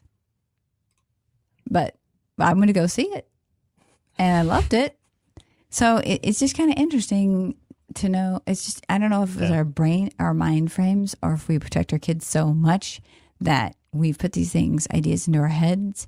Jason, I will admit, kind of, no, we should, oh my gosh, you can't watch that because, you know, and I'm like, will you just be quiet because I think it'll be fine. Clipsification is the primary example. As a kid, I didn't pick up on the language at all. I just found it funny. And then now watching it as an adult, you're like, oh, wow, that whole tirade is like not funny when your kid is there watching. I know. Especially when they repeat everything you say. So all these movies I used to watch when I was making Thanksgiving dinner and all this stuff when they were babies, and now I can't watch them. At this point, I'm thinking I'm going to go the French way, which is kind of weird to say, but I may go French and just not care and just let my daughter and son watch it and then just teach them to be responsible with their words in for a certain company. That's kind of what I do with Zoe. I mean, yeah. That should be fun. So that's that. And then we're doing the grab bag, correct? Mm-hmm. Okay, so the kids' corner. Now listen, I got real sick of the crap that the girls were watching. And so I thought, okay, you know what? We're going to get up and we're going to watch Little House on the Prairie. Oh, boy. You know what? And the first movie. The old Michael Landon series. Okay. Let's just talk about Michael Landon. Oh, boy. Come on. No credit for like knowing that I knew Michael Landon was in Little House on the Prairie. Everybody knows Michael Landon. I didn't until you just told me. Okay. So Little House on the Prairie, the first movie, is always getting all upset. You know, did they lose the dog? You know, freaking out. If they lost the dog, I'm not watching the show. Anyway, they did not lose the dog. Anyway, so she watched the first one. Now they're obsessed. The 6-year-old and the 9-year-old both love it. Zoe has a huge crush on Michael Landon. Zoe's, you know, she's also very drawn to Freddie Mercury. As I've been showing her all these clips, she is very... What's wrong with you? I know, she died. Yes. Mrs. Olsen died 2 weeks This week? This week. Last week. Sorry. 14th. Last week. So anyway, I say watch it. I'm 6-year-old, 9-year-old. They both love it. They both can't wait to watch it. They get into it. There's some dark episodes you can skip. There's some feely episodes, but I don't think it's anything. I mean, I grew up with it, so again, maybe we shouldn't be watching it, but so far so good. In the book of the week, this was an audible, but it was Lost for Words. I just enjoyed the book because it focused so much on books, and it focused on Loveday, who just works in a bookstore. That's all she really wants to do, and it serves as her refuge because she had such a bad childhood, and it kind of deals with the people that she meets in the bookstore and how they affect her life, and how guarded she is because of her history, and how she's able to deal with that. But every single chapter is a genre of a book, like a book genre.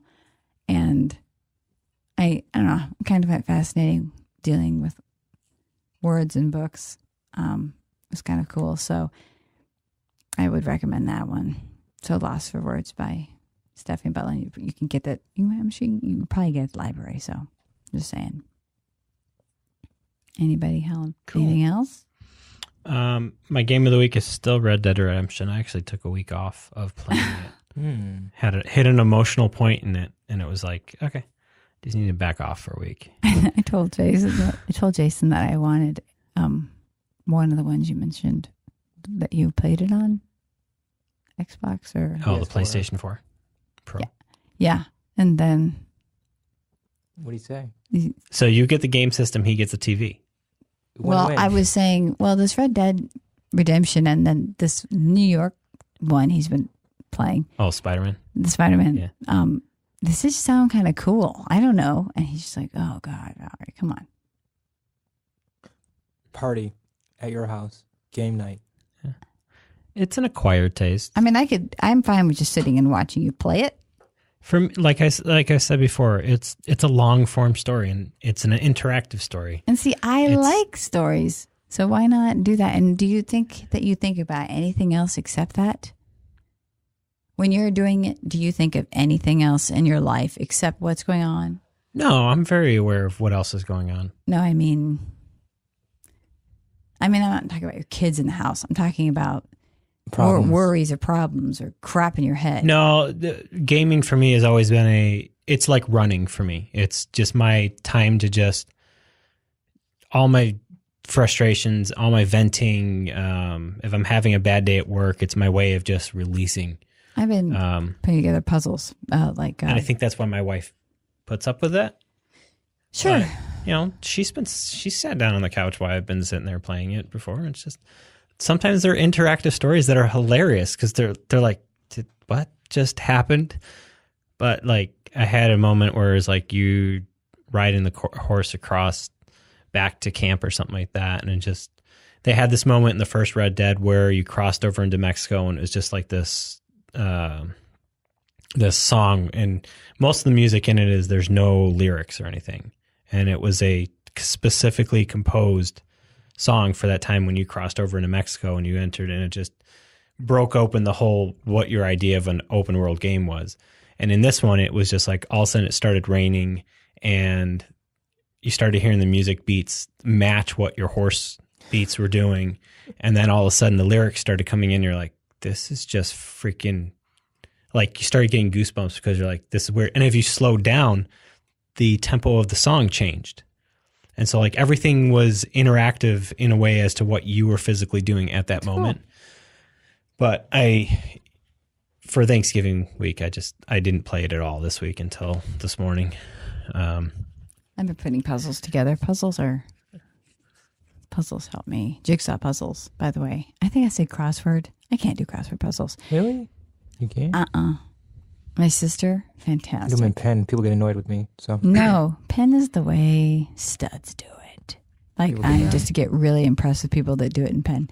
Anyway, but Dewey does it in pen as well. Very cool. But I do jigsaw puzzles just because I don't think about anything else. It's one of the things that does that because I can't meditate with a dam. So that's my meditation. I have several things. I mean, aside from the game, like if I just disappear into drawing. I can't draw. But my problem when I disappear into drawing, I hate getting interrupted. So like other things I can kind of walk away from. Drawing is not one of those, like if I'm involved in it, yeah, I'll skip over dinner. I'll skip over sleeping. I can't. It sounds like writing. So sure. So what's on your radar? What's in your queue? Thank you for writing those out again. I like that. Tony. All right, I'm going to be the bad guy here, okay? Bad guy. Yeah. Okay, so House of Cards, I invested so many years of my life in that show, and the last season totally let me down. You're not being a bad guy. It just sucked. I was just annoyed. I was angry. It should have ended with season 5 and been done with it. Right. I have nothing against Claire becoming president. I just don't think they made it interesting enough. It wasn't. It became like just not real. It wasn't grounded in reality. I was so mad. I mean, much of the last couple of years wasn't grounded in reality, but... And then we have Doug. I love Doug. They made Doug. What was Doug? I think they did a lot of scrambling once. Kevin was dismissed. Yeah. They should have just ended it at season 4. It would have been fine. It would have been great. But no. Let's keep milking because we're Americans. We milk things. But still, it became borderline ridiculous. And the ending where... Can I allowed to? Can I do it? You can do whatever you want. Okay, guys. Doug dies at the end, and the way he dies is just totally ridiculous. And Claire is pregnant, and you're like, what? Just stuff that doesn't just. Doug's reasoning makes sense for why he's doing what he's doing throughout the season, but Claire is now holding her part up, and it just becomes.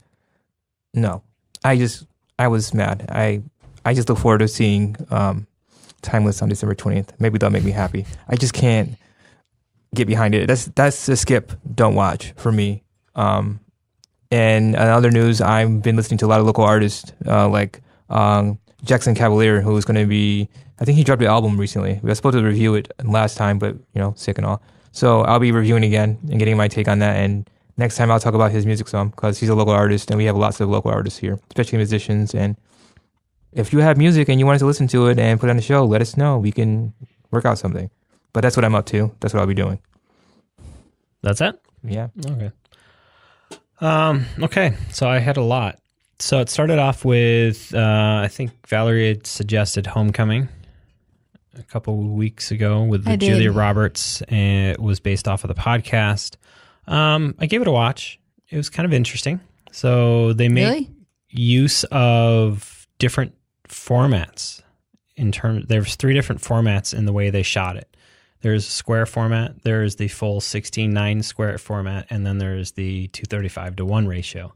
Interesting. And it was used to help you realize what's in the past, what's in the present, and what's in the future. And so if you were paying attention, you would always understand the jumps in everything, especially as it got into, up to episode 7, when everything just kind of flipped itself, because all of a sudden you were no longer in the square format, you were predominantly in the 16:9 format, and then they would occasionally throw in the 235:1, and it was like, what the hell? And like, oh, okay, now everything makes sense because of the way they formed it. Was it good? It was okay. I was bored. Yeah, it wasn't the greatest. I started it and got bored, but maybe it's because I was tired. But I stuck through, watched the whole thing. Okay. I'm not going to give it a high recommend. That's for sure. Okay. I never listened to the podcast. I might go back and listen to it just to see if the podcast that it's based on is any good. Making a Murderer season 2, pass. Overlord, yes, saw Overlord in the theaters a couple weeks ago. Interesting movie.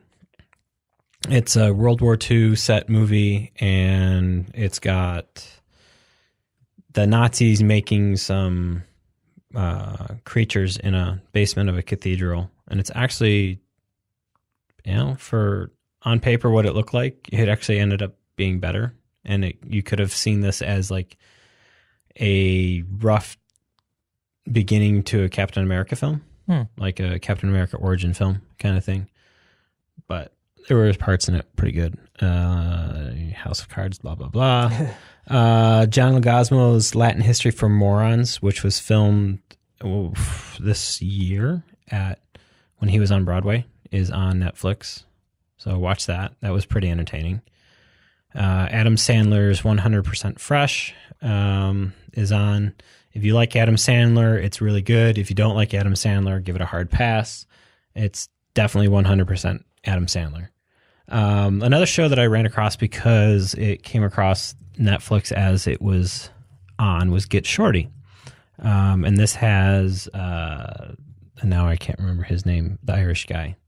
Describe him. Oh, no, I'm going to forget his name. But it's got... Cillian Murphy? No. Oh my gosh.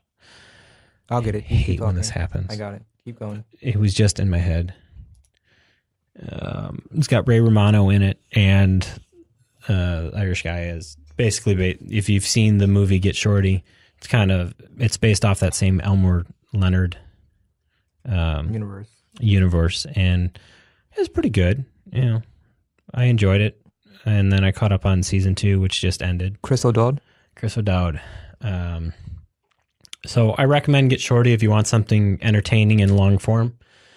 Narcos, basically season 3 is back, but it's not called season 3. It's called Narcos Mexico season 1, and it's got Diego Luna and Michael Pena in it, and I think it's really good, and it gives a nice little hint at the end as to who's going to be coming along for season 2, which makes me even more excited because it's one of my actors that I've really enjoyed as of late. And then last night watched Black Klansman. It's a good movie. The Spike Lee movie. Yeah, movie. It was. I enjoyed it. There were moments when I was laughing so hard that it was more the moments when he was in the office on the phone, and the guys in the background when they turn around. He's like, "What are you doing?" But I really liked it. It's a Spike Lee film, and I'm not usually into Spike Lee films. Exactly. But the last little clips at the end kind of, race is a hard issue in this country, and he knows how to drive it home, and he drove it home at the end. It's like, well, fuck, we still haven't changed. There's a book out there that this is based on, so if you have more interest in that movie, you should read the book. It's good. And that would mean I'd have to set a time to read. Audible. That's what it's for. We'll see. Listening to, there's been a really fantastic podcast called Last Scene. It's written by the Boston Globe writers about an art heist in Boston, Massachusetts area. I really have been liking it, and I highly recommend it. If you're a Mumford & Sons fan, their new album Delta just came out last week. It's a little tamer than their last album, and kind of a mix of their old and new style. And Hans Zimmer came out with Widows, which I was not very impressed by. On my radar, still got Creed 2 and Green Book. In my queue, Outlaw King, Apostle, Damnation, and Buster Scruggs I need to finish up.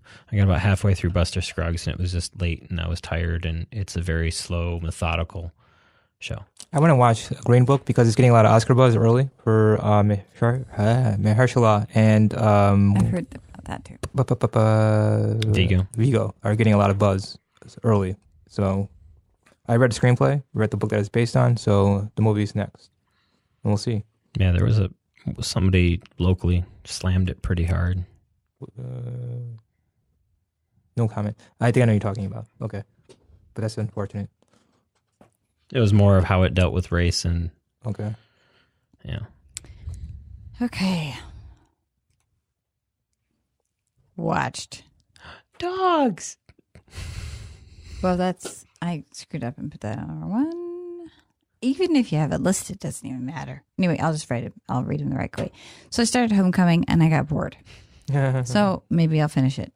I honestly, guys, I haven't had any time to watch anything. I've been watching Little House on the Prairie, and then I come and I just don't have it in me. I'm just kind of tired. So, I saw Dogs. There's a documentary on Netflix that is in my queue to watch with the girls, and we're watching Little House on the Prairie and the girls. I want to go see Fantastic Beasts in the movie theater. As far as listening to, I wrote down a ton of, and you can say yes or no if you've heard of these. So for podcasts that have to do with movies, there's Projection Booth. Yes. The Treatment. No. The Director's Cut. The Business. The Director's Cut is the one that actually has the directors. That's the one by the PGA or the DGA. Yeah, and then there's one about good. Playwriting. At the Table.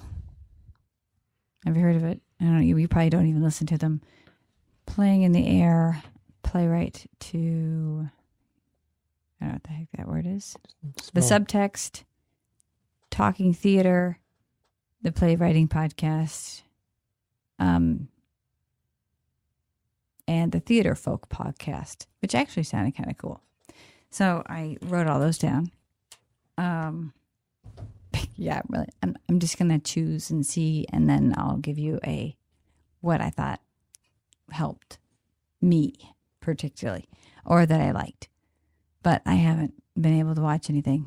So I'm kind of behind, and I just, with Thanksgiving and not that it's his fault with Jason being gone, all this stuff, I kind of haven't really been able to get caught up with stuff. No worries. I had a lot of time on my hands. I just did not. I don't know. I watch Identity. I watched Identity. That is from way back when. Way back when. It has John Cusack, and it has Amanda Peet, and it has some other people that I don't know their names. And they're all at a hotel, and they're all trying to, all this stuff is going on. And, it has Jack Busey, who just looks just like his brother, Gary Busey, with the teeth and everything. It's weird. What? I didn't know he had a brother. I know he had a son, but I didn't know he had a... Oh, maybe it's his son? No. Keep going, though. Jake is his son. Yeah. Okay, it's probably Jake. Not Jack, I'm sorry. Jake Busey, but man. So Identity, it's a throwback. So look, just Identity for John Cusack. If you want to be kind of entertained, They kind of give it away toward the end, but you know what? It's. I think it's kind of cool. It's interesting. It's. I guess you would put it under thriller. I would say it's a thriller, but I didn't. The ending, could have been so much better. So that's the only thing I watched because, yeah, life happens. Fun. So yeah, that's about. You still got Sabrina in your queue, I see. I started watching Sabrina. I watched the first 2-3 episodes. And they're going to have a Christmas special, too. Should be interesting. I don't know how I feel about it yet. I liked it. I am still deciding if I like it or not. Like I said, I liked it better than Harry Potter films, so. I just haven't figured out if I like it yet. So I'm still, it's very hard for me to figure out if I like things if I'm tired. So if I'm like watching it and I'm tired, I'm like, ugh, this is the only time I have time to watch stuff is in the evening. So I don't know. We'll see. Okay. Tony, where can we find you? I'm on Facebook at Anthony.Carter167 and on Instagram at AntCarter85. Twitter is SMT. That's Sam Martin T. Theo. ORCHIO. That's my Twitter handle. So Scott M. Torchio. SMTORCHIO. That's Twitter. And Carter85 is Instagram, and Anthony.Carter167 is Facebook. Yeah, you can find me if you want to. It's up to you. I'm on VB Vidmar on Twitter. I'm Penny Lane 64 on Instagram. And I mean, Facebook, you can just, I'll post stuff on Cultural Stew, but other than that, I'm not really on Facebook much. Go find her on Twitter. She posts some stuff occasionally. Obama did. Yes. She is the one among our group that is now being followed by the Obama. You can find me pretty much everywhere as at GFMedia or GFMedia CEO on pretty much any other social media network. You can find us at culturalstew.net, at culturalstewnet on Twitter, and Cultural Stew on Facebook. Thank you. We'll see you next time. Ciao. Bye.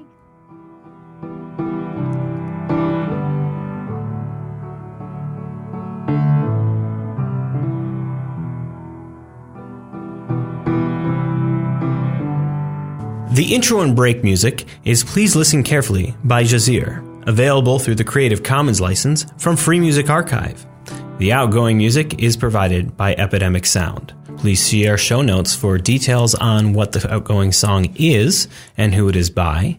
And also, as always, if you have a piece of music that you'd like us to play or consider playing, please contact us today.